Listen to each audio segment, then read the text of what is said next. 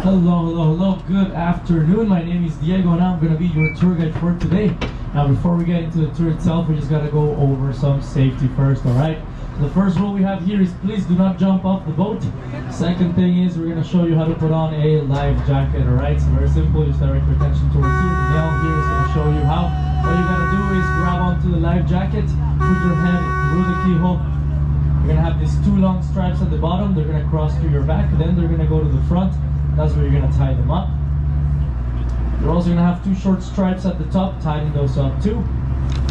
And lastly, you're going to have a whistle just on the side of the jacket. Thank you very much. The life jackets are just located on the lower level where you entered from. They're below both staircases there. So that's where the big boxes with all the life jackets are. And of course, in case of any emergency, the crew, the staff, and I will be there to assist you and help you with anything like that. Also, now that we are starting to move, you are free to get up. You can visit the boat, you can walk around, go to the front, have your little Titanic moment over there. Just please make sure you don't cross the rope that's over there, preventing us from crossing it and going into the life jacket section there. I mean the life raft section there. But yes, other than that, let's get going with this tour as soon as we can. I want to hear some countries. Where are we visiting from today? They are here, Mexico. Mexico, very nice. What else? Only Mexico? Are we all from Mexico? Colombia, very nice. India, nice. United Kingdom. Okay, we got a bit of everything. I love it. Last chance. Australia. Oh, that's the first for me. I've never seen one from Australia here in one of my tours. I see a lot of tourists all the day, but never seen one from Australia. You come from far. All right. Let's get going with this tour. That's why I love this job. I get to meet people from all over the world and it's lovely. So let's get going with the tour, right? If we look towards the right side of the boat over here, remember whenever I say right and left, I'm talking about your right and your left, okay? So don't get that confused. So right side here, we're gonna see this building here with turquoise colored windows. This is known as Queen's Quay Terminal. This was built in 1926. And when it was first built, it was actually meant to be a cold storage unit. That was the main purpose of this building. It's not that anymore. Nowadays, in there you can find the different office spaces. We have the City Cruises offices there. You have some apartments at the top, those different levels up there. And then at the bottom you have different restaurants. They even have a Tim Hortons down there. If you're not Canadian, have you been to Tim Hortons already? Yeah? Okay, good. If you haven't, make sure you do, because it's a requirement if you want to get a Canadian citizenship, actually. So make sure you go. Alright, other than that, you're also going to see here this brick building on the right side. This is the power plant. So the power plant would actually give energy to the cold storage unit at Queen's Quay Terminal back in the late 20s and the 30s. Nowadays, there's an art gallery in there, there's a theater. So just remember that any kind of industrial, any kind of factory building that you see along the harbor front here in Toronto, they're not really running as working factories and industries anymore. There's only one left in the entire harbor front that still runs to this day, that still produces whatever it is they produce. Of course, I'll tell you what that is once we pass by it later on in the tour. Now, before the 70s, all of this area here in the harbor front was extremely vacant. There wasn't much going on around here. Lots of construction, lots of factories. That was pretty much the main thing happening here in the harbor front. But after the 70s, it all changed. The city really started to get a big part of its development. For example, the CN Tower was built in the late 70s. So that tells you a little something about where the city started going during that decade there. And all of this came to be. So we also have the harbor front center stage over here. This is a bit more modern. But this year, you just have concerts throughout the summer months in this stage here. But all of these 3 points that we just saw pretty much belong to the same company, the Harbor Front Center Company. So the power plant, the terminal, and the stage. And now we're pretty much exiting that Harbor Front Center Company area. And we will encounter the Amsterdam Brewhouse over here on the right side, which is a great restaurant. You get a nice view, great food. But I just want you to remember the name Amsterdam. And that's because at some point in the tour, we're going to pass by a building that has some fascinating technology that comes from Amsterdam. It has to be gold. So just remember Amsterdam and gold. We're going to make a comeback at some point here in the tour later on. Still going forward here, we're going to see on the right side this green building. That right there is the Marine Unit. That's the police station here in the harbor front. So they patrol all of these waters here in the harbor. They even patrol deeper into Lake Ontario, up to where we meet with the border with the United States. So if you look look towards the lake right now, you'll see that there's land everywhere. All of that land you're looking at over there, those are known as the Toronto Islands.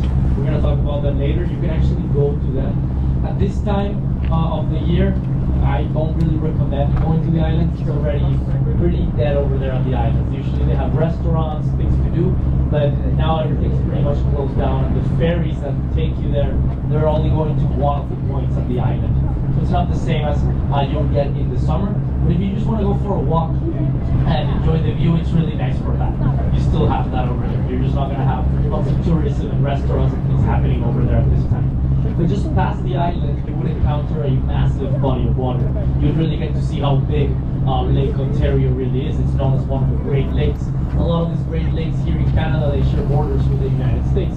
So Lake Ontario, Lake Erie, and of course there's some of the greatest sources of fresh water in the entire world. This one here is Lake Ontario. Now looking back at the city here, I know we can see the Rogers Center. Anyone going to the Blue Jays game in the next couple of days? No? It should. It really should. But we'll talk about the Rogers Center in a bit. You'll see the yellow umbrellas over here by the beach.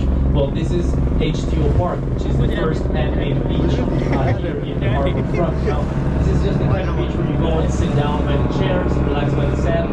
You cannot swim here unless you want an infection or you want to get arrested. Do not go swimming over here, okay? If you want to swim here in Toronto during the summer, you can go to the Toronto Islands. Over there they have different beaches where you can actually go for a proper swim. This here is just a relaxed little park. There's another man-made beach we're going to see near the end of the tour. You'll also see that small gray building. That's the Marine Fire Station here in the harbor front. So of course, any emergencies they handle. But what's really interesting about the station is that, as a lot of you may know, the winters here in Toronto, they get pretty cold. So the water usually freezes around the station there. The main source of water comes from the lake. That's why they actually have these underwater pipes built there. They pump air into these pipes throughout the winter months just to allow for that water flow to happen during the cold days that are about to come very soon. Alright, and we're going to start turning in just a little bit, and up ahead here on the right side, this area we're entering, we're going to start seeing a bunch of different boats and yachts that are going to be docked up ahead here on the right side. But just overall, this area we're entering right now is known as Spadina Key. What's fascinating about this point here is that there used to be a massive shipbuilding company over here. They would actually build minesweepers during World War I and World War II around here in Spadina Key. Nowadays it's just the marina, all the boats just docked over here, but lots of history behind this area here. And just behind the marina I was talking about, you're also going to see that building that has a staircase shape to it. It's got turquoise colored windows like the ones at Queensquay Terminal. That building there is a residential unit. It's known as King's Landing, but it's the first residential unit to ever be built here in the harbor front. So it's pretty special for that reason. It's actually designed with that staircase shape to resemble a waterfall. That was the purpose they had, the vision they had when making it. Same with those turquoise colored windows. It's just to represent the color of the water. And when the sun shines on those windows, it looks beautiful in the afternoon. Right now it's very sunny, so you can see it's shining really well. And we're gonna start turning now. As we begin to turn, you're gonna see the concrete silos just up ahead. Let's wait a few seconds until we all get a better view. All right, this is pretty good here. So this big concrete silos we see here on the right side, this is known as Canada Malting Corporation. As you can see the name on top of it. Now this corporation here used to produce malt for other Canadian beer companies such as Molson's company. They actually shut down in the 80s, though it doesn't look like they shut down. This building looks this good because the Canadian government considered it a Canadian heritage building. So they've done some work on it, they've kept it well preserved. It's meant to be preserved like that. They do have plans to have some kind of music festival in the silos in the future. So let's see what they actually end up doing over there. For now it's just the concrete silos, nothing much going on over there. Alright, and now with this sharp turn, of course, we get to see the airport over here in Toronto. This airport here is known as Billy Bishop Airport. You most likely did not land in this airport when you got to the city. You most likely landed at Pearson's Airport in Mississauga. That's the main airport we have here near Toronto. This airport here used to be the central airport in this city. was actually built in 1939. But the reason why it's not the main airport anymore is because it's on an island. So there's not enough space to keep on expanding the airport, making it bigger. And as I said, after the 70s, Toronto really started to get more development, more people coming in and out. So they had to move to the mainland where they could have a bigger airport. And then also the fact that it's on an island means that all the planes landing and taking off that day, they're very loud on the city. That sound travels to the water. Very loud on the city. So they actually have a curfew over here at the airport. PM, there are no flights arriving or departing from this airport over here.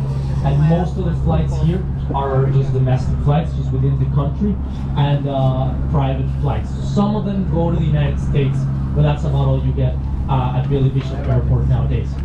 Now, before it was an airport, it actually used to be our baseball stadium. We had our baseball stadium here. We didn't have the Rogers Center back then, of course. And the team that played for the baseball stadium here at Billy Bishop Island, they were actually known as the Toronto Maple Leafs. It may confuse you a little bit if you know your sport. The Maple Leafs are our hockey team. The Blue Jays are the baseball team. But that was simply the name of the baseball team back in the day. They have nothing to do with the Maple Leafs from nowadays, but that was just the name that the baseball team had. And another really interesting fact is that Babe Ruth played one of his early games here at this island, and he actually hit his first professional home run at Billy Bishop Island. And that ball that he hit landed somewhere here in the waters of Lake Ontario, and we don't know where it is to this day. Alright, now let's just wait a little bit until we start going a bit farther into the lake over there. We're going to get closer to the island, and the view of the city is going to get much better from over there. So that's when I'm going to start pointing out different things over here in the city. We just have to do a bit of a loop right here around all of these buoys here, because as you can see, they all say keep out. So any boat, any vessel has to keep out of that area because it's so close to the runway from the airport. And as you can see, there's no fence, so anyone could just jump on the airport there. So they have that area very well controlled with the views there. So let's just wait a little bit, and as I said, whenever I'm off the mic, feel free to ask me questions. I'll be around here. If you want me to take pictures, I can do that for you as well. And I'll be back on the mic as soon as we get a better view of the whole city, okay? Thank you. Alright, so we start getting a pretty nice view here. If you look towards the airport right now, you're going to see over there where the sun is setting that there are some cities there in the background. The buildings that are really far away, that's a city known as Mississauga. That's where the airport is. That's where Pearson's airport is. So if you were there at the airport, then you were in Mississauga. And then the other buildings closer to us, it's another city known as Etobicoke. So all of the cities that are around Toronto, they all form part of what's known as the GTA, the Greater Toronto Area. So technically, it's all part of Toronto in a way. And one of my points with this is that you should be aware of the distances when you're traveling around this city. Because let's say you want to go to the Toronto Zoo. It's not really Toronto, it's actually Scarborough, which is about a 40-minute drive without traffic. And there will be traffic, I assure you that. So make sure you plan your times ahead, because long distances and lots of traffic here in this city. But now as we turn, we can start seeing also the city here from a wider point of view. Let's take a look at the Rogers Center before we lose it behind those buildings there. This beautiful stadium here is the home of the Toronto Blue Jays, our baseball team. And it was built in 1989. Now when the stadium was first built, it was actually named the Sky Dome, not the Rogers Center. And a lot of Toronto locals still like to refer to it as the Sky Dome. So if you want a little tip to get by as a Toronto local, call that place the Sky Dome, and don't say Toronto, say Toronto. Toronto, that's how we say it here, that's it, you're local. Now that massive roof you see, that is the world's first motorized, fully retractable roof. It opens up in about 20 minutes, and whenever there's a Blue Jays game and the weather is nice, they open the roof up, and the view being inside of the stadium watching a baseball game while you have the CN Tower right above you, it's beautiful. So that's why I say, even if you're not into baseball that much, highly recommend trying and going for a game. Right now at this time the games are pretty expensive because we're in the playoffs. So if you checked already the prices, yeah, they're going to be in the $200 and up. But usually when the season is beginning, you can find tickets for $20. And it's great going, especially if you go on a Tuesday. Why a Tuesday? It's because at the Rogers Center, they have this thing known as Looney Tuesdays. And what that is that if you go to a Blue Jays game on that day, you can get as many hot dogs as you want for $1 each. It's the cheapest hot dog in Toronto. It's beautiful. Highly recommend going. Make sure you don't eat before you go though. Alright, and just beside the Rogers Center, we have the most iconic point here in this city. We have the CN Tower. This beautiful tower here was built in 1976, and it's 553 meters tall. Now, when the tower was first built, people were actually able to pay less money for a ticket that allowed them to walk up the stairs of the tower. The problem with this activity is that firefighters were getting a call every day about someone that was stuck in the middle of the tower and couldn't keep walking up the stairs. So they had to shut that activity down. Firefighters have other things to worry about in such a massive city. But you can still walk up the stairs once a year through a charity event that they have. But that's about it. Other than that, it's going to be the elevators, which take you up there pretty fast. It's a bit scary. If you've been up there already, you know, they just shoot you up there as fast as possible. But it's a beautiful view. Once you're up there talking about views, you actually might be able to see Niagara Falls from the top of the tower. It's gonna be a beautiful day with no clouds in the sky like today, and you might be able to see Niagara Falls from the top of the tower.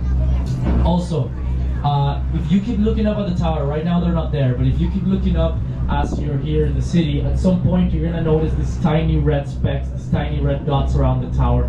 Next time you see those, remember that they're human beings up there.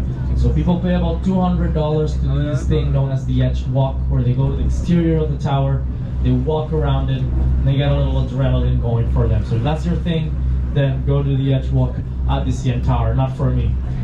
You will also see that the windows at the bottom floor of the tower have a bit of an angle to them. That's because up there they have a revolving restaurant too. So you can go there, have a nice lunch, dinner, and enjoy of the view as you're slowly moving around the tower. Alright, if we start looking at the island now, we've passed through a few points here at the island. So if we look towards the back of the boat, directly towards the back of the boat, you're gonna see the first point here at the Toronto Islands. That point down there is known as Hanlon's Point.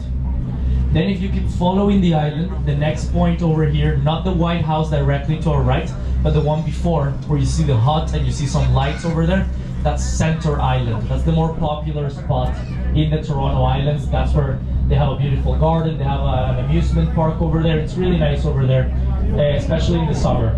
Hanlon's Point is actually known for being more of the adult side of the islands during the summer. They have a no clothing beach at one of the ends of it. So it's known for that. Of course, we're not going to pass by that, and no one's over there right now with this weather. And as I said, Hanlon's Point and Center Island are pretty much closed right now. You can still go to them if you take a water taxi, which is the smaller private boats that just take you there. But there isn't going to be much to do over there. The only ferries that are running right now from the city are the ones that go towards island. And that's because there are houses over there, which I'll tell you about in a little bit. But now, this beautiful mansion that we see directly to our right here, this over here is known as the Royal Canadian Yacht Club. It's one of the 3 different yacht clubs here at the islands. It's still a functioning yacht club. This is the first one to ever be built here at the Toronto Islands. It was actually built in 1852. And it didn't get royal as part of its name until 1854. And that's because the royal family, that's because the Queen had to grant the club owners permission for them to have royal as part of their name. So 2 years later, they finally got their full name, Royal Canadian Yacht Club. It's a beautiful heritage home, still a private yacht club. There's no access to this, even though it looks like it could be a museum, and it probably is inside. It's all still private and part of the yacht club over there. Now, if we look at the city at this point, you're gonna notice that there is a concrete building that's right by the water. It has a circular structure on top, and it says Westin right on top. So the Westin Hotel, very known franchise all over the world. But that circular structure you see on top, that is actually Toronto's first revolving restaurant. We didn't have the one at the CN Tower first. It came with the one at the Westin Tower. Now it does not revolve anymore. The myth says that in the early 2000s it got struck by lightning and it stopped functioning. It's still a restaurant. They have Italian food up there. It just does not revolve like the one at the CN Tower anymore. There's another building just beside the Westin Tower that says Toronto Star. It's one of the more known newspaper companies here. I'll tell you about that building more once we do the full look around the whole harbor here. But if we start looking at the islands again, now we're going to see the last point here at the Toronto Islands. If you look into the trees, you'll see that there are houses in between the trees there. So whenever you see houses at the island, that's when you know you're passing through Wards Island, the last point here. So people do live at these islands. There are actually 260 houses at the Toronto Islands. That's why the ferries only run in the winter to Wards Island. It's mainly for the people that live there and the students that go to school there. So there's a school. There's also a church here at Wards Island, and something that's fascinating about the students that go to class at the islands is that about 90% of them actually come from the city. So they take a ferry every morning to go to class here at the islands. And this is not a private school or anything like that, it's a public school. But it actually does have a bit of a specialization here. They focus mainly on the science aspect of studying. So they use the island, they use all the nature that they have there to focus a lot of their studies in the science and biology and nature that they can get out of the island itself. So they also have a lot of programs where students just go there for a few months, and it's not that they're always going to the same school, they just go there to learn through all of the nature that they have on the island. Alright, and from here, if you follow the rest of the island and you get to the end of it, you'll see that there is a gap of water over there. That's known as the Eastern Gap. It's the main route for all kinds of vessels to go through into the open waters of Lake Ontario, which will eventually guide you through river systems into other Great Lakes and even the ocean as well. That's why you also have the cruise terminal here in Toronto right there. That first building you see, that smaller gray building, it's got some red on it. That's the cruise terminal here. So we see a lot of different cruises here. We don't see any like Royal Caribbean or Disney cruises here in Lake Ontario, but we see a lot of cruises from the company Viking, just docked over there, and they do a lot of tours through all the Great Lakes here in Canada.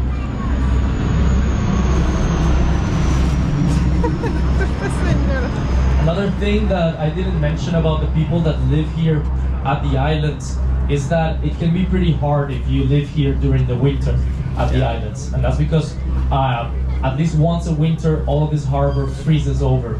So this is all frozen, and their only way to get to the city is by boat. What they actually have to do to get to the city if they want to go is they have to trek throughout the entire island, go all the way to Hamlin's Point, the very first point. They get to the airport, and then at the airport they go to the very end of it, and there's a gap of water there that has an underwater tunnel. So then they have to cross through that tunnel underwater and eventually get to the city. But there are also no cars here at the island. There are no main roads. It's all biking and walking. So just for them to get out of the island, it's going to take them about an hour, hour and a half. And then they have to go into this massive city and do whatever they have to do. So it's a bit of a challenge. But people that do live here, some of them have been living here for a very long time. These are heritage homes, of course, and they just love living here. A lot of them just live in the city throughout the winter months. Some of them just endure the entire winter here at the island.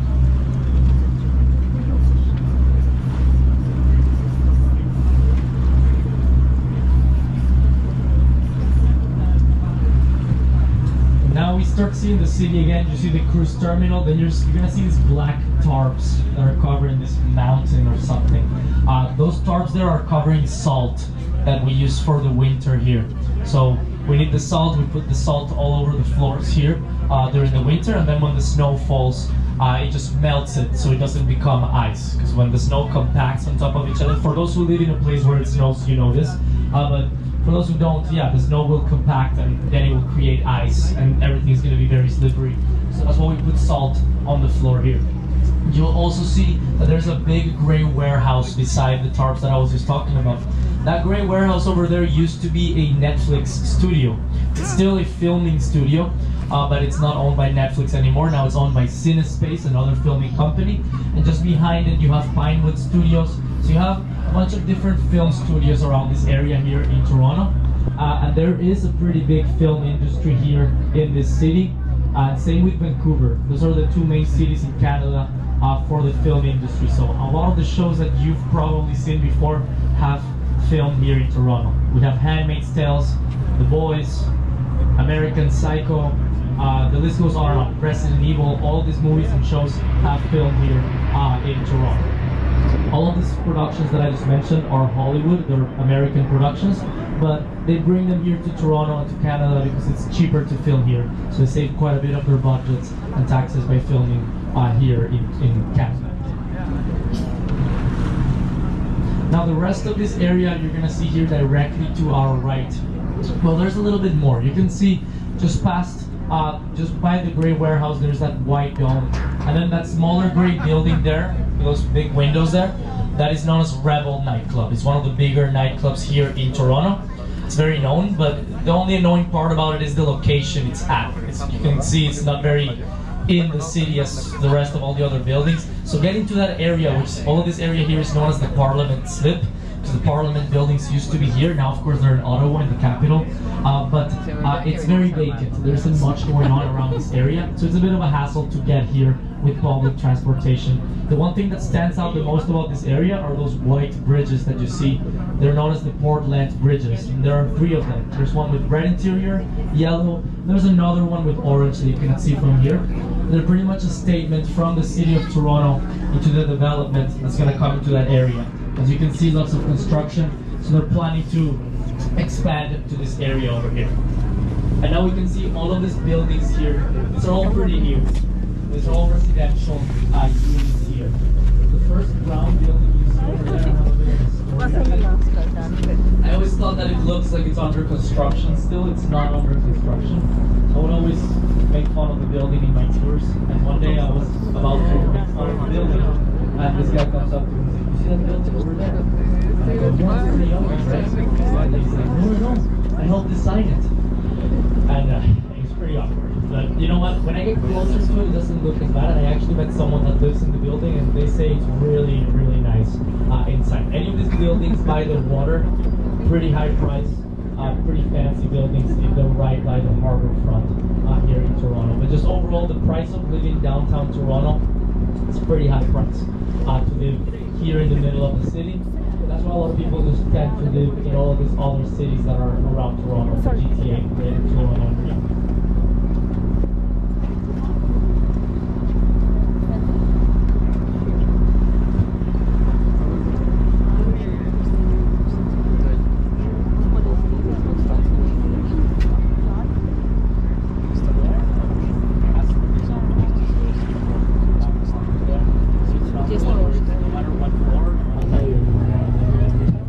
You're also going to see this massive Navy vessel here.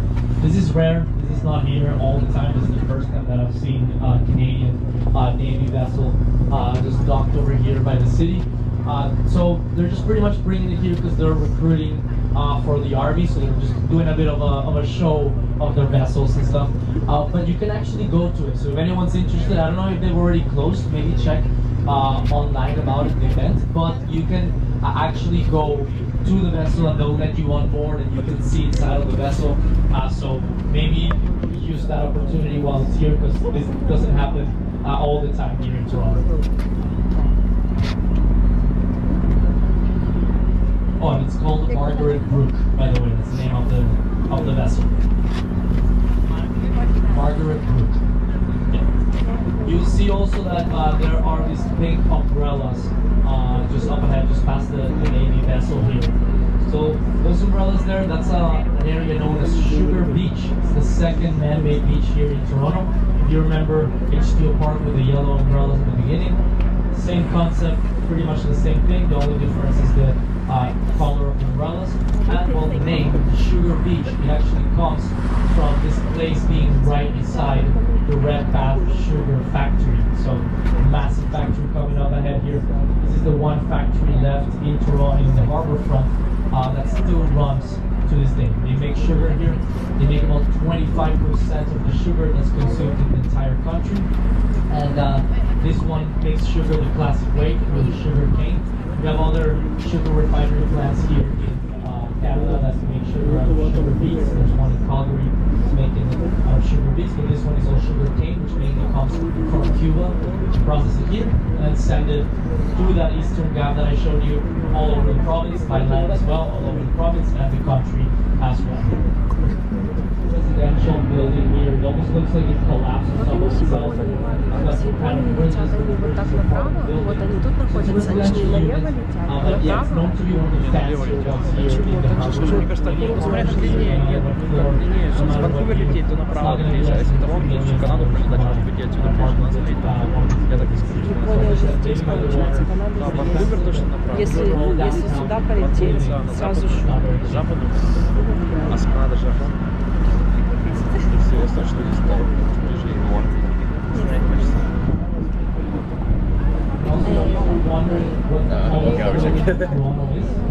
This building that we see that's under construction, we see the massive cranes up there. Pinnacle, the building is actually called the Pinnacle or the One. It's not two names. How about you? The One is also the name of the building. 100 or so floors. Now, as we keep moving forward, you're going to see this building that I mentioned earlier, that we didn't tell you much about, the Toronto Star building, directly to our right here. This concrete building over here. Toronto Star is one of the more known newspaper printing companies here in Toronto. And something that's really funny about the building and the company itself is that they once released a survey article asking the people of Toronto what is the ugliest building in Toronto. And they answered the Toronto Star building. It doesn't have much run to it, as you can see. But it's not just an ugly building, it also is the inspiration to the Daily Planet building in Superman. Because the writer of Superman lived here in Toronto for many years and got inspiration for the Daily Planet building with Clark Kent works at from the Toronto Star building over here. Now you can see the Western Tower here as well. You can see the restaurant up there actually. You can see the tables from down here. And just below the Western Tower, this is where the Jack Clayton ferry station is. This is where you take this ferry to go to the Toronto Islands. As you can see, there are two ferries there right now. Those two ferries are going to stay here for the rest of the season. Those are the ones that go to Hamilton Point and Central Island. The one that goes to Wards Island is actually at Wards Island right now. It's not the only ferry that's moving right now. But classic way of going to Toronto. If you ever come back to the city and you want to go to the island and save some money, just remember that taking the ferry is not the best option. You only have to pay for one ticket, it takes you to the island, then it takes you back. The water taxi, which is the smaller boat that you can pretty much find all over the harbor from, you gotta pay to go there, you go back. So if you want to save some money next time you're in Toronto, take the ferries, classic way of going to the islands. Some of these ferries, especially the ones that go to Central Island, have been here for almost 100 years. So I've been doing this for a long, long time. And now we're passing through the gap of buildings here, and you're going to see this all golden building. I didn't mention about this building before, right? Right, so this beautiful golden building we see here is known as the Royal Bank Plaza. This is where Amsterdam comes in. That's because the window paints inside that building actually have molding. This is a technology that came from Amsterdam that pretty much allows for warm air to stay in that building during the winter months and cool air during the summer months, saving them quite a bit of power. It's very cool to look at it. And as you're in the city, you're going to see it. Various buildings spot Royal Bank Plaza. Partly financial district in Toronto. That's where you're going to get most of the bank buildings. You got the TD Tower building. If you see the TD Tower next time, remember that a big part of the movie American Psycho actually filmed at the TD Tower. At the old one. There were two TD buildings. That's the one that has the TD cube right on top of it. Green cube. Now, around this area here, one. Different art exhibitions here floating by the water. This summer they have just yellow letters floating here. Last summer they have this abstract metal structure and shine. But there was one summer that they decided to invest quite a bit of money into placing here by the water this massive rubber duck. It was about the size of this ship. It was huge. A lot of the locals were complaining. This is really where our tax money travel. They weren't too happy about it, but Because we have the biggest rubber duck in the world, and that's something to be proud of. Now you'll also notice that there's a big concrete sphere right by the water over here. That right there is the Toronto Sun dial. So Thank you. you go not from behind it, with the sphere, depending on how the sun is hitting the Hola. sphere, there's a dial there on the floor, it'll create a shape of that dial and tell you what the day is. I don't know that much about that dial, especially one this big and complicated, but what you know is that this one here does not work. How does the sundial not work? It was placed in the wrong spot. Right now, the sun is not there, but if the sun is shining, you would see that it would not be touching that sphere at all whatsoever. It's blocked by buildings, it's blocked by trees, at least not at all times of the day. The Toronto sundial, it's been there since the 90s, people love it, I still got candle lights, this summer, graffiti all over it, and about 2 days later, the city cleaned it up. So it shows that we care about it. We're talking about times and dials. As you can see, we're also back at Queens Peak Terminal where we started this tour from. So just before I fully finalize the tour, I want to make some safety announcements. When we are docking, there might be a little bit of a bump. So just make sure that you either remain seated or that you are aware of your surroundings. You're not going down the stairs. You're aware when we're getting close to the dock, just so no one trips and gets hurt. Also, if you're in the upper level here with me, please make sure you exit through the stairs on the left side of the boat. The stairs on the left side of the boat in the direction we're traveling. And once we're down there, please do not block the exit or the stairs on the right side, just so the captains, the crew, and I can make our way down there and open the doors for us safely. Other than that, thank you so much for cruising with us today. Thank you for visiting this beautiful city, and have a wonderful rest of your day. Bye-bye.